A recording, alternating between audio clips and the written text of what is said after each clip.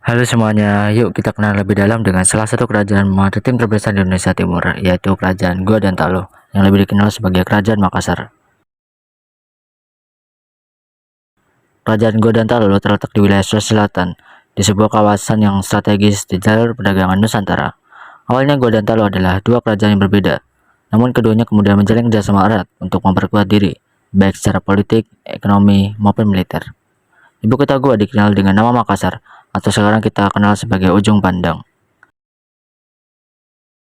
Kerajaan Makassar mengalami masa keemasan berkat kepemimpinan raja-raja hebat, sebut saja Sultan Alauddin, raja yang membawa Islam sebagai agama resmi kerajaan, dan Sultan Hasanuddin, yang dikenal dengan gelar Ayam Jantan dari Timur karena keberaniannya melawan penjajah Belanda. Ada juga Raja Mapasomba yang meneruskan perjuangan mempertahankan kedaulatan kerajaan dari ancaman asing.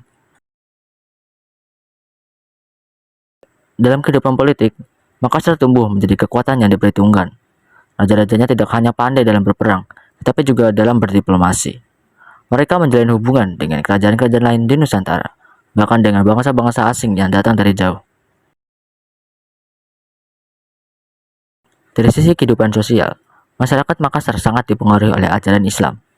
Sultan Alauddin sangat gigih dalam menyebarkan agama Islam, tidak hanya di wilayah Sulawesi, tetapi juga hingga ke Lombok dan Sumbawa. Masjid-masjid mulai dibangun, dan adat istiadat setempat dipadukan dengan nilai-nilai Islam, menciptakan budaya yang kaya dan beragam. Dari sisi kehidupan ekonomi, Makassar tumbuh menjadi pelabuhan internasional yang sangat ramai. Setiap harinya, kapal-kapal dari Portugis, Inggris, Denmark, dan negara-negara lainnya bersandar di pelabuhan Makassar untuk berdagang. Para pedagang lokal pun tidak kalah sibuk.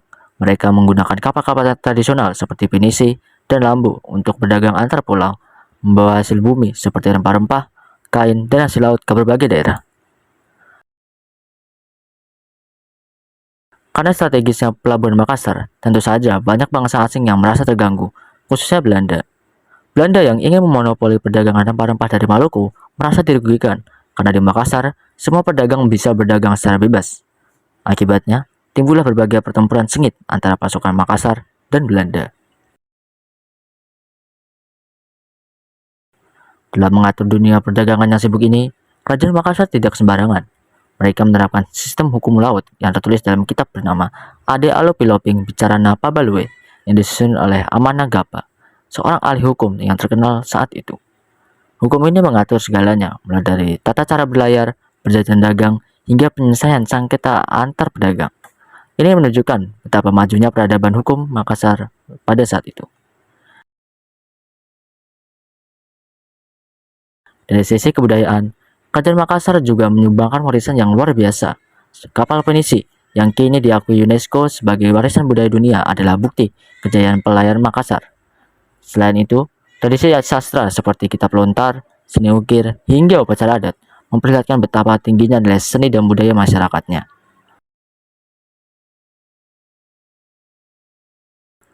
Kehebatan Kerajaan Makassar menjadi bukti bahwa Nusantara pernah memiliki peradaban maritim yang kuat, tangguh, dan membanggakan.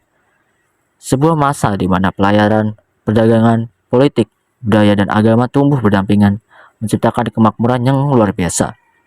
Semoga cerita tentang Kerajaan Gorontalo ini bisa menginspirasi kita untuk lebih mencintai bangsa sendiri. Sampai jumpa di video selanjutnya. Jangan lupa terus belajar dan bangga menjadi bagian dari Indonesia.